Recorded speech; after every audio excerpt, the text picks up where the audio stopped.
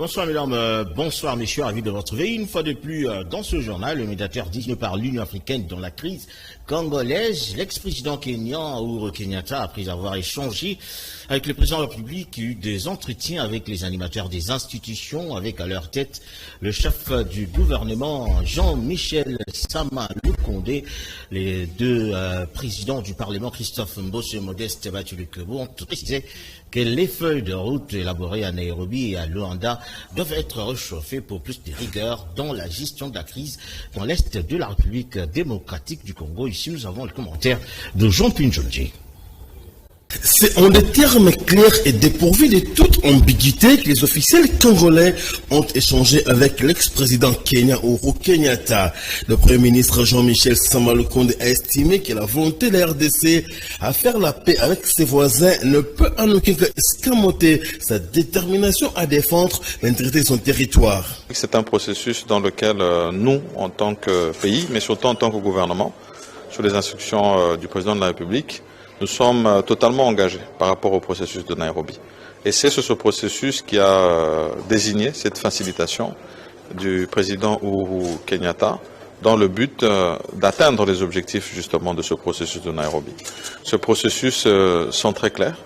Dans le cadre de la pacification de l'Est de la République démocratique du Congo, il est appelé à ce que toutes les forces négatives puissent entrer dans un processus de dialogue et de réinsertion sociale. Et nous avons, nous, réaffirmé cette position en demandant à ce que cet engagement pris soit respecté. Le feuille de route de Luanda et de Nairobi doivent être réchauffés en cours le président de l'Assemblée nationale et du Sénat. Nous sommes venus lui dire ce que nous pensons pour que la paix revienne d'une manière durable et définitive en République démocratique du Congo. Nous, au niveau du Sénat, comme vous le savez, nous avons fait preuve de sagesse et nous avons demandé à ce que le processus de Luanda, tout comme celui de Nairobi, soit mis en œuvre. Parce que les feuilles de route qui ont été élaborées à l'issue des rencontres qui ont eu lieu entre les partis, indiquent clairement les pistes qui permettent d'arriver à une paix durable. C'est pour cette raison que nous avons dit que pour nous, toutes les voies qui peuvent nous conduire à la paix sont les bienvenues. L'argument des officiels congolais a été suffisamment relayé par la société civile des provinces du Nord et du Sud Kivu. Face à la presse, l'ex-président du Kenya, Uhuru Kenyatta, a fait la restitution de ses consultations. L'ex-président du Kenya, suivant le processus de Nairobi, et pour la RDC, un partenaire constructif avec toutes les parties prenantes dans la recherche de la paix à l'est de la République démocratique du Congo. Jiblembe. Après avoir conféré le lundi 14 novembre 2022 avec les différents acteurs impliqués dans la situation sécuritaire à l'est de la République démocratique du Congo, l'ancien président kenyan Uhuru Kenyatta était face à la presse pour faire la restitution de ses consultations. Le facilitateur désigné par la communauté de l'Afrique de l'Est dans le processus de Nairobi pour la paix et la sécurité à l'est de la République démocratique du Congo a préféré d'emblée fixer les cadres de ces échanges tout en précisant les contours de sa mission.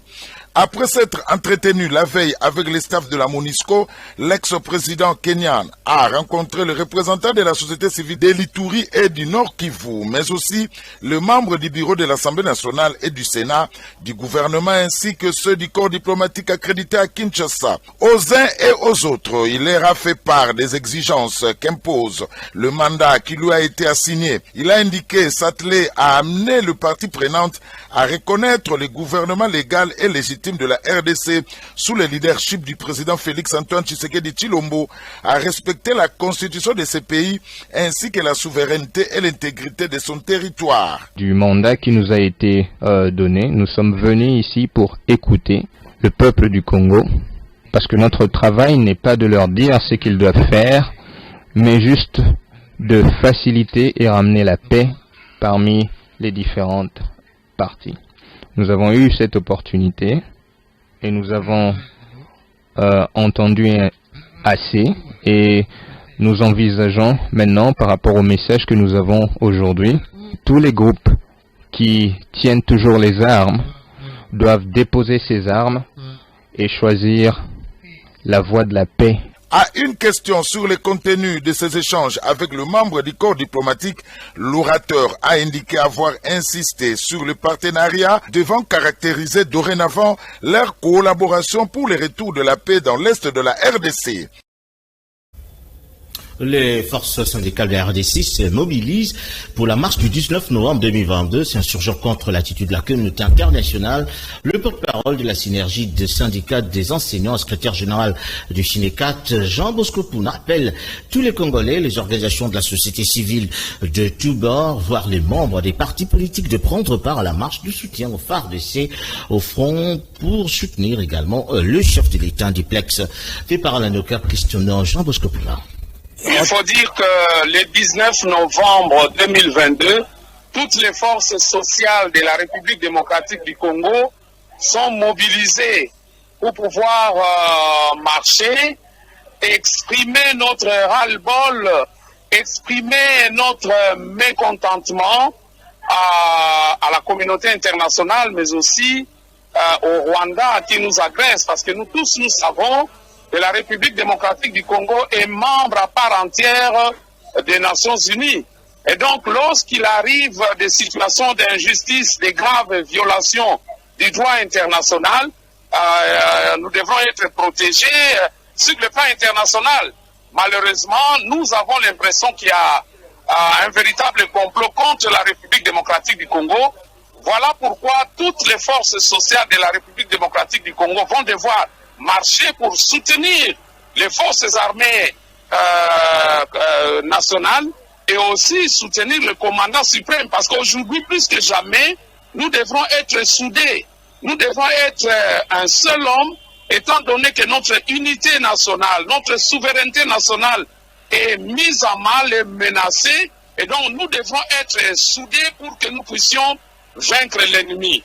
Donc le samedi 19 novembre, nous invitons tous les enseignants, les médecins, les fonctionnaires de l'État et les infirmiers, toute la masse laborieuse, nous devrons nous exprimer pour faire voir et au Rwanda et à leurs marionnettes de M23, mais aussi à la communauté internationale, que trop c'est trop. Il faut absolument qu'on rende la justice à la République démocratique du Congo. C'est l'invitation que nous faisons à toutes les masses laborieuses. Le rendez-vous est pris au Palais du Peuple le 19 novembre à 8h déjà. Nous tous, nous serons là pour pouvoir marcher et nous irons jusqu'au niveau des chancelleries, jusqu'à la MONUSCO pour déposer le mémorandum du peuple congolais. Ouverture ce mardi à Bali, en Indonésie, du sommet de Jovan, l'Indonésie, le Brésil et la République démocratique du Congo, les trois grands et importants bassins forestiers tropicaux du monde, ont constitué un bloc en signant une déclaration conjointe pour la préservation de leurs forêts. Princièremente. Les trois importants bassins forestiers tropicaux au monde, dont le Brésil, l'Indonésie et la RDC, ont officiellement lancé lundi à Bali, en Indonésie, un partenariat pour la préservation de leurs forêts, et cela après une décennie de pourparlers intermittents sur une alliance trilatérale. La signature de la déclaration conjointe est intervenue en marge de la réunion de G20, au groupe de 20 des nations industrialisées qui débute ce mardi. Ces partenariats entre ces trois bassins forestiers tropicaux du monde visent entre autres à faire pression sur le pays riche pollueur pour qu'il finance la conservation des forêts. La destruction rapide de forêts tropicales qui, grâce à leur végétation dense, servent de puits de carbone, libèrent du dioxyde de carbone qui réchauffe la planète et met en péril les objectifs climatiques mondiaux. La régénération de la jungle précédemment déboisée a l'avantage d'éliminer le gaz à effet de serre déjà présent dans l'atmosphère. Il faut noter que ces trois pays représentent 52% de la forêt tropicale du monde. Pour F. Bazaïba Massoudi, vice-premier ministre en charge de l'environnement, la coopération sud-sud est tout à fait naturelle. Nous avons le même défi, la même opportunité d'être la solution au changement climatique, dit F. Bazaïba après la signature de la déclaration commune. Cet accord prévoit que les 3 pays devraient être payés pour réduire la déforestation et maintenir les forêts en tant que puits carbone. Les discussions sur la formalisation de cette alliance pour protéger la forêt tropicale avaient plusieurs fois échoué en raison des difficultés institutionnelles, note Isabella Texera, conseillère environnementale du président Lula, qui fut aussi la ministre de l'Environnement lors de son précédent mandat. Le long de la poursuite des négociations a été donné l'année dernière à Glasgow en marge de la COP26 et s'est concrétisé au cours de dernières semaines de la présidence de droite de Jair Bolsonaro avant l'entrée en fonction en janvier 2023 du président Lula. Ça, il va être ouvert officiellement par le représentant de la ministre des Mines de la RDC au stand de la RDC en Égypte à la COP27, a accueilli 2 présentations, dont celle de Transparency International. Les participants présents à cet événement sont restés sur leur soif, sur les réponses aux questions au niveau de transparence de industries extractives au Rwanda et en Ouganda. Nous avons Laetitia Lorenzo et en matin dans ce reportage. La goutte d'eau qui a fait déborder la vase est le manque de réponse aux questions des participants par Transparency International sur le niveau de transparence des industries extractives au Rwanda et en Ouganda. Bien que renseigné sur la bonne gouvernance et le maintien du meilleur modèle en matière de gestion minière, le participant voulait être éclairé sur le niveau de suivi de la transparence pour le Rwanda et l'Ouganda qui, n'ayant de sources minières, exportent le minerai du sang suite à la guerre imposée injustement à la République démocratique du Congo. L'ITIE consacre la transparence, non seulement pour le Congo, mais dans le marché des minerais stratégiques pour la transition énergétique. Elles sont mondiales. Le monde achète les minerais de sang. Votre téléphone a le sang. Donc, ces violences sont mondiales. Et l'épicentre, c'est le Congo. Donc, il ne faut pas dire que c'est local. C'est un phénomène mondial. Allez à l'OCDE, allez chez les multinationales américains, canadiens, partout, et dites-leur que les Congolais en ont marre. Et maintenant, l'ITIE devient pour nous un saupoudrage. Pourquoi la RDC doit faire seul objet de la transparence des gestions minières, contrairement à ce que les agresseurs, le Rwanda qui tue les citoyens congolais est classé premier exportateur sans aucun rapport de Transparency International. Il convient de souligner que le manque de réponse aux questions des participants a fait place aux cris de colère qui ont attiré tout le monde et particulièrement la police en Égypte à la COP27 à Sharm el-Sheikh, venue à la rescousse des présentateurs. Pour ce faire, ceci constitue un premier incident au cours de cette COP27 au stand de la République démocratique du Congo et devrait ipso facto interpeller les autorités de la RDC pour s'interroger sur le travail de Transparency International au pays. La société Racongo Wildlife Rocks Carbon, les producteurs, vendeurs et acheteurs du crédit carbone se sont retrouvés à Sharm el-Sheikh pour discuter du marché carbone. Plus d'une dizaine de milliards de dollars américains sont mis en œuvre d'ici 2050 pour la République démocratique du Congo. Laetitia Louvejo vient en matin. African Carbon Market Initiative, une association de producteurs, vendeurs et acheteurs du crédit carbone qui vise la production carbone de haute intégrité. Ces différentes parties prenantes se sont retrouvées à Sharm el-Sheikh pour discuter d'un marché carbone plus large pour des dizaines de milliards de dollars américains, soit 140 millions de tonnes à vendre d'ici 2050. Une excellente opportunité pour la RDC qui peut produire 20 millions de dollars américains, soit la moitié du marché africain. La société ERA Congo, Wildlife Works Carbone, ayant dans son actif une forte expérience dans ces domaines avec une politique de proximité au profit de communautés, était invitée au partage d'expériences. On a beaucoup d'expérience dans le sujet du Voluntary Carbon Market, VCM. Et c'est ça pour nous sommes invités.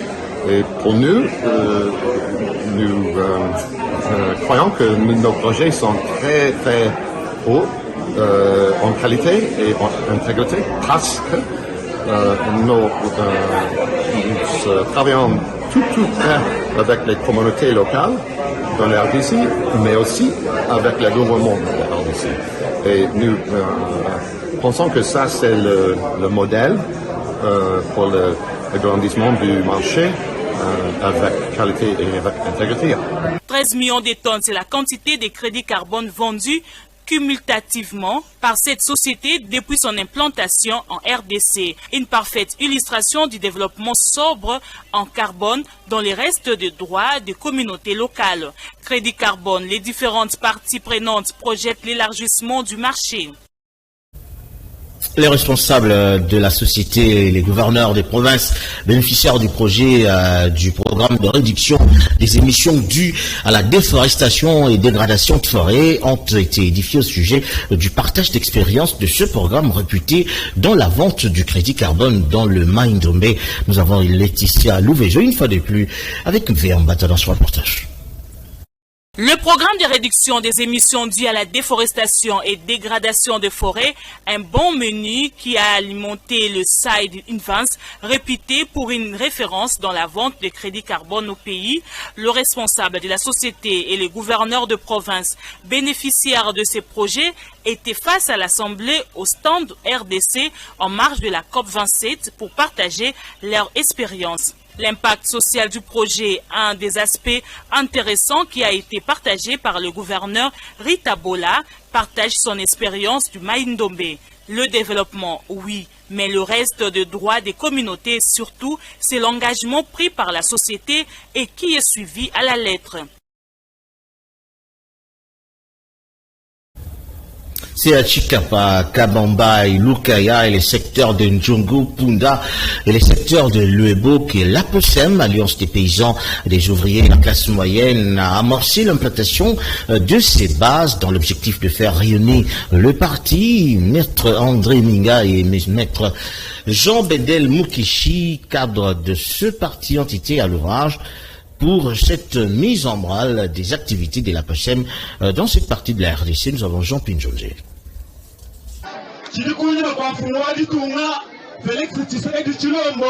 Le discours de l'autorité morale de l'APOSEM, Abdon et Tina Bekile Ipan, endossé par Maître André Minga, a été accueilli avec ferveur par la population de Chikapa, Ndjokupunda et Luebo. Se résumant par un engagement sans relâche à participer au rayonnement de la RDC à travers les actions du chef de l'État, Félix Antoine Tshisekedi Tshilombo.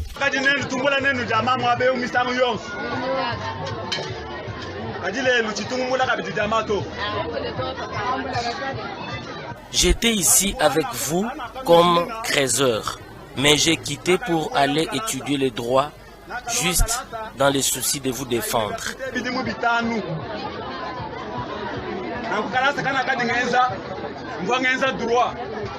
L'Alliance des paysans des ouvriers de la classe moyenne pour un développement durable envisage des descentes d'envergure dans les coins les plus reculés de la province du Kasaï avant d'attaquer d'autres coins de la République.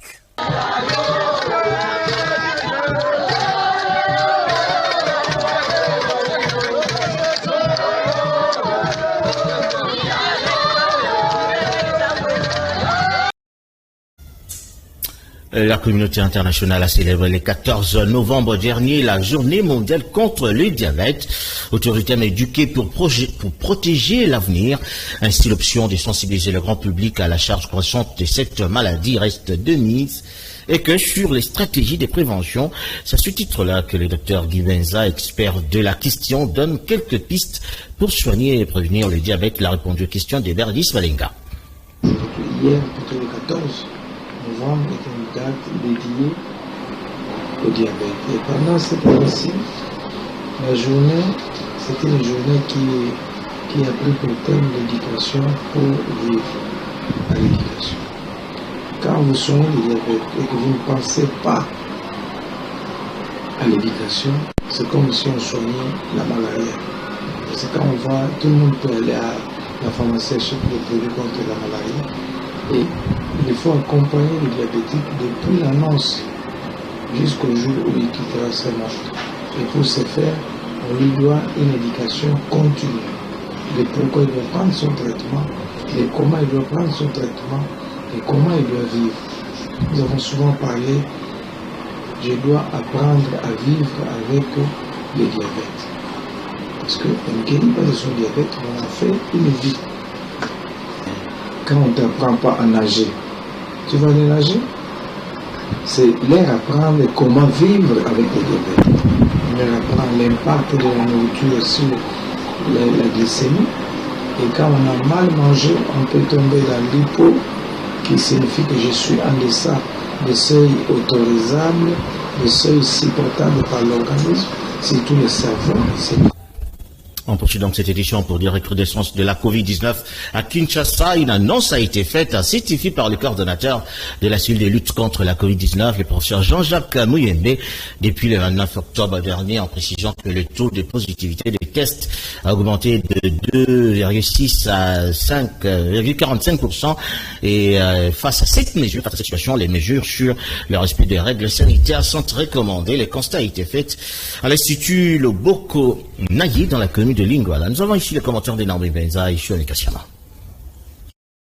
La Covid-19 refait surface dans la capitale congolaise depuis la fin du mois d'octobre jusqu'à ces jours, mais à Kinshasa, plusieurs personnes ignorent encore l'existence de ces virus. Ici, nous sommes à l'Institut Loboko Nayi, où le préfet des études Bernard Bampomba rassure que l'école dispose des kits sanitaires pour la protection des élèves contre la Covid-19 et sollicite l'implication de l'autorité qui gère le secteur de la santé pour une meilleure sensibilisation. Nous avons remarqué, nous tous, comment la Covid-19 a commencé dans la ville de Kinshasa. Le gouvernement ne fait pas la publicité de cette reprise du coronavirus à Kinshasa. La plupart des gens sont distraits. Mais nous, en tant qu'interlocuteurs, nous suivons les informations et surtout nous, les écoles. Depuis le début de cette maladie à coronavirus, les écoles ont gardé les stratégies. Dans nos milieux familiaux là-bas, j'ai vu des gens qui ont risqué la mort à cause de cette maladie. Donc ne soyez pas distraits. J'invite la population de Kinshasa d'être prudent et de respecter les gestes barrières. Et les élèves à leur tour affirment qu'ils se protègent et exhortent la population à bien respecter des mesures sanitaires pour lutter contre ces fléaux mondiaux. Pour laver le main, on nous donne des masques, s'il n'y a pas, on nous dit de prendre ça à la maison. Je vais seulement insister sur les mesures qui nous sont données. On doit seulement respecter ça, laver le main, porter le masque, respecter le 1 mètre qu'on nous a recommandé. Mais si une fois, on a une de ces signes qu'on nous donne comme le mot de tête, être enrhumé, donc se faire examiner si une fois, peut-être on peut être contaminé sans le savoir. La population congolaise sont appelées à la vigilance pour faire face à cette recrudescence. La SBEL, la grande mutuelle des assainies de la Banque commerciale du Congo, GEMA en sigle, a été en début d'après-midi au palais de justice en instruction judiciaire dans sa plainte contre cette institution bancaire aujourd'hui sur le label d'Equity BCDC. 15 mois après l'ouverture de ce procès, les assainies de l'ex-BCDC n'expliquent toujours pas la légèreté avec laquelle ce dossier est instruit. Nous avons ici le commentaire de Naomi Mbenza et Pichu Kizaza. Devant le palais de la justice, les ex-agents de la BCDC, actuellement Equity BCDC, sont venus dénoncer la mauvaise foi des autorités de cette institution. Ces derniers réclament les paiements de l'indemnité de sortie de leur salaire pour ces retraités. Ces procès qui comptent déjà à ces jours 15 ans au total.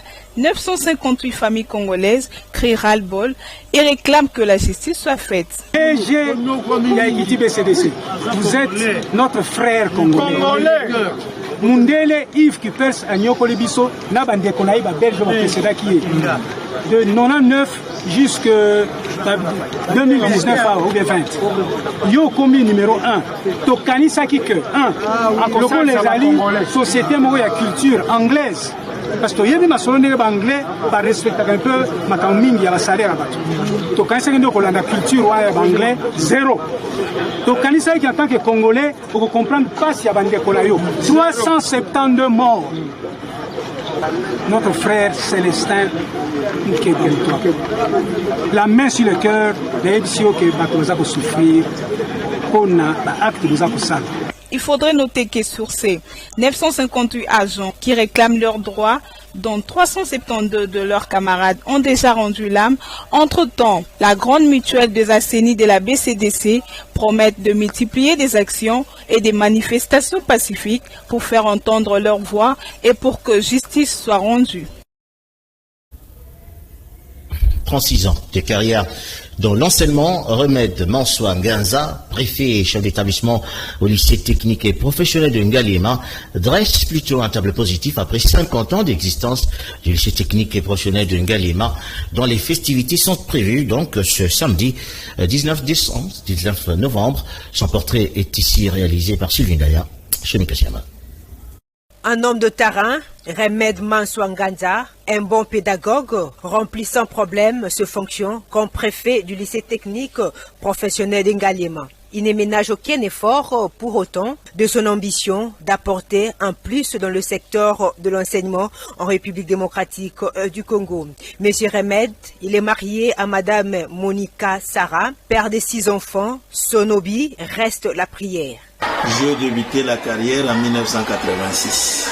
Professeur, je fais 5 ans et j'étais nommé directeur des études à l'Institut Muzolo à Kikwit. Après 5 ans, j'ai été promu préfet des études à l'Institut Malunga dans les Bandundu. Il a plu au Seigneur que Modeste Kitinda soit élu comme coordinateur et que le représentant légal, Mouimboudouena, soit passé comme représentant légal, secrétaire général de la CDECO. C'est alors qu'ils ont pensé qu'ils pouvaient me promouvoir ici au lycée technique professionnel d'Ngalema. 50 ans d'existence d'une école telle que le lycée, nous sommes en train en tout cas de nous y mettre pour que ceux qui viendront sentent quand même qu'ils sont venus fêter les jubilés d'or. Malgré peu de moyens, mais on se débat pour que nous ne soyons pas dessus ou ceux qui vont venir ne soient pas dessus. Être à l'écoute de l'homme, compagnon, par excellence, et pour Remède Mansoua Nganza, très engagé à l'église locale Sebeko. Il milite pour l'amélioration de la qualité de l'enseignement en République démocratique du Congo. Le numéro 1 du lycée technique professionnel d'Ngalema raffole du foufou au poisson, accompagné d'un bon plat de fumbois qu'il préfère partager en famille. Depuis quelques années, les conducteurs des taxi-bus à Kinshasa ont supprimé l'utilisation de tickets. Cette option serait motivée par leur volonté à ne pas accepter les passagers qui utilisent des cartes octroyant la gratuité dans les transports en commun. Nous avons reçu le commentaire de Christian Zangambé chez Mikashima. Le mode de vie devient de plus en plus difficile pour le conducteur de taxi et taxi-bus de la ville-province de Kinshasa, déclare un conducteur. Suite aux tracasseries routières de tous les jours, et cela s'ajoute la mauvaise utilisation de cartes par certains agents de l'État qui ne payent pas leurs courses, cela devient un manque à gagner pour ces derniers. Nous n'utilisons plus le ticket à cause de nombreuses cartes et à cause de cas de vol d'argent constatés au chef de certains receveurs.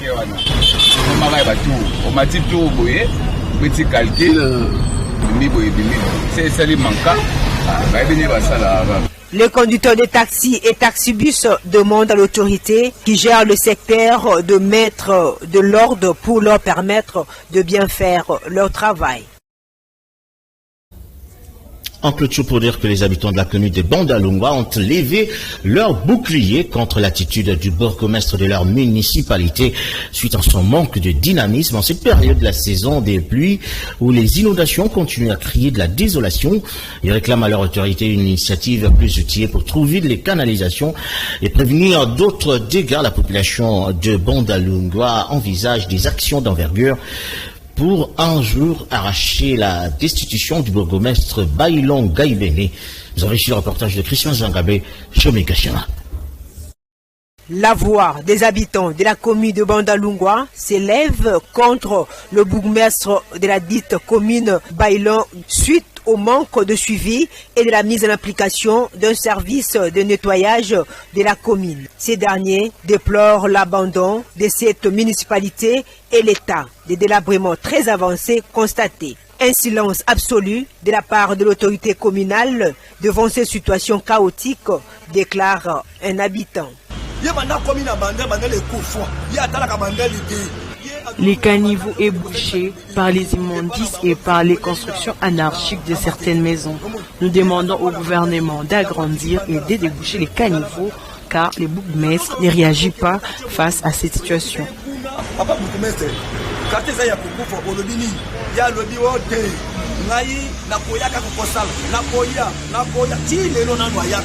La commune de Bandalungwa, appelée communément Paris, se meurt. La population lance un cri de détresse auprès des autorités qui gèrent la ville-province de Kinshasa de leur venir en aide. Et la population signe le départ de leur bourgmestre Bailon. Voilà, c'est Bandal qui doit revêtir sa plus belle robe d'un temps pour redevenir Paris, comme on l'appelle ici à Kinshasa. Voilà, c'est sur ces belles images que nous mettons pratiquement à terme à cette édition. Merci à vous de l'avoir suivi. Merci à Kopardola, Laetitia Lovezo, Mario Mbongo, Alain Oka, Freddy Takidi, Soulem Boyo, ainsi que Tony Binda pour sa réalisation. Je vous retrouve donc les dimanches dans le magazine des dimanches. D'ici là, portez-vous bien. Bonne suite de programme sur Canal Ken.